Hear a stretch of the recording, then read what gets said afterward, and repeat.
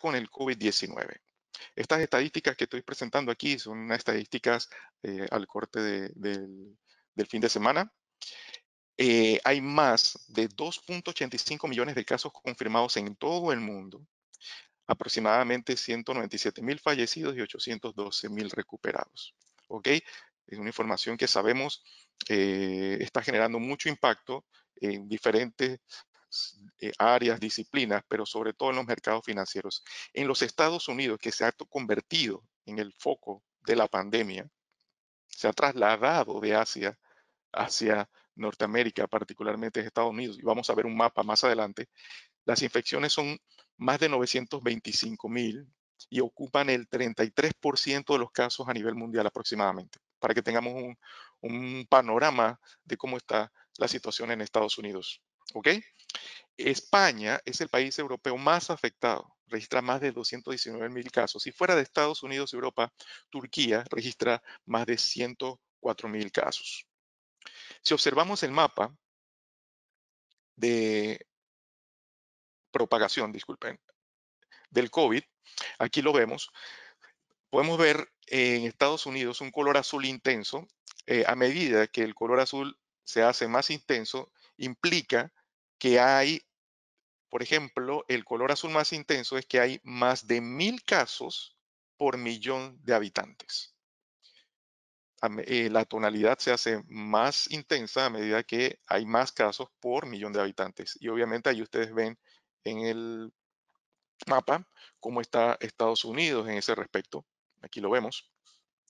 Y pues en Europa tenemos una concentración muy importante en España, por ejemplo, Italia. Acá en Centroamérica tenemos a Panamá. Panamá tiene aproximadamente 4 millones de habitantes y supera los 4.000 casos. Por eso está también en un alzo intenso. Tiene más de aproximadamente, tiene una media de 1.000 casos por millones de habitantes. ¿Ok? Y así vemos en las diferentes regiones, pero llama la atención entonces la concentración en Estados Unidos y en Europa, en- sobre todo en España, Italia, etcétera. Muy bien, avanzamos. ¿Qué implica la pandemia? La pandemia ha trastocado, como les dije, muchos aspectos de la economía. Eh, Ustedes, por experiencia, notarán pues que las restricciones que han adoptado los diferentes países ha conllevado a una desaceleración de la actividad económica. Eh, Esto lleva a que incremente el desempleo, al haber menos actividad por las restricciones, los comercios también están cerrando, muchos de ellos tienen dificultad para sostenerse en cierre. En fin, si observamos aquí los datos macroeconómicos a nivel global, aquí tenemos las 10 principales economías a nivel mundial desde el punto de vista del PIB, ¿ok? Del Producto Interno Bruto. Y esto está en millones. Y si nosotros vemos aquí, los datos que están en color rojo son aquellos datos que han empeorado con respecto a su registro anterior. Entonces, si hay un registro un poco más intenso en rojo, significa que el dato tuvo una desviación negativa muy fuerte con respecto al dato anterior.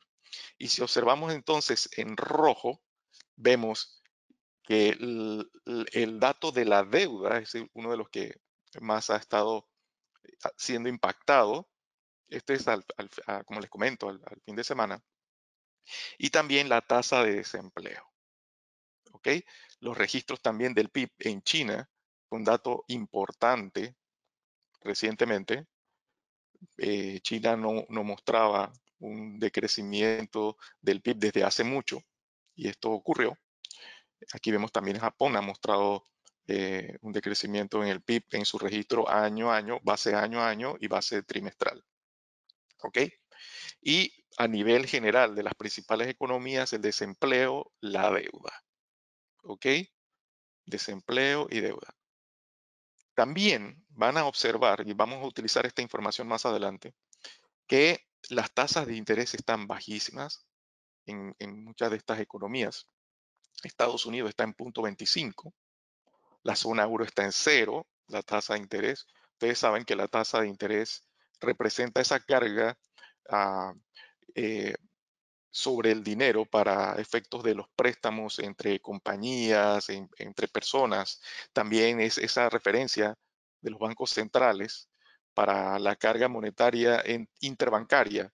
Por ejemplo, ustedes saben que los bancos generalmente, pues ellos no mantienen sus depósitos en sus eh, eh, directamente, pues muchos de ellos colocan también ellos tienen su banco, o sea, mueven sus reservas, la depositan también, por ejemplo, digamos, entre bancos. Y esa referencia de interés, esa tasa de interés que cuesta el poder hacer esos depósitos, ha estado disminuyendo. Y eso también es una medida que han estado tomando los bancos centrales de los diferentes países para poder hacer que esa carga, por ejemplo, para que una empresa pueda adquirir un préstamo sea más baja, o sea, que tenga más acceso a poder pagar un préstamo o adquirir un préstamo debido a cómo está la economía.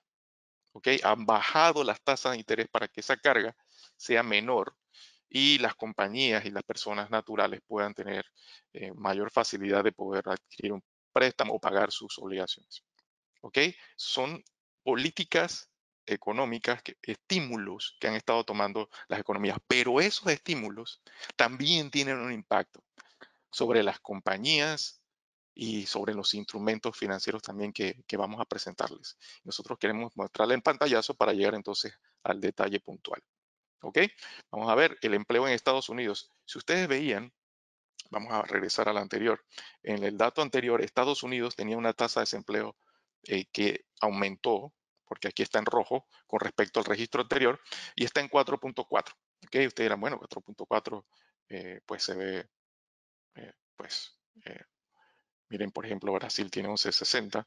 Sin embargo, observen este dato. Estas son las peticiones por desempleo. Es precisamente el dato que les comento que viene semana a semana y que se sigue mucho. Observen, Estados Unidos tenía un promedio, aquí vemos desde febrero a marzo, tenía un promedio de 200.000, esto está en miles, 200.000 peticiones nuevas cada semana. Claro, cada semana se solicitaba en promedio 200.000 personas solicitaban beneficios por desempleo. Claro, al llegar la siguiente semana, pues era posible de que muchos o algunos de los que de pronto estaban en la solicitud anterior ya hubiesen encontrado empleo y después de 2 semanas, quizás varios muchos más, posiblemente pudieron haber encontrado empleo. Sin embargo, lo que llama la atención aquí es que el promedio era de 200.000 peticiones semanales. Para la población de Estados Unidos, pues bueno, eso es un montón, un dato no tan importante. Sin embargo, observen cómo incrementó desde esta semana, desde mediados de marzo, cómo incrementó esas solicitudes. Ahora ya no estaban en promedio en 200.000. De un salto fueron a 3 millones en una semana.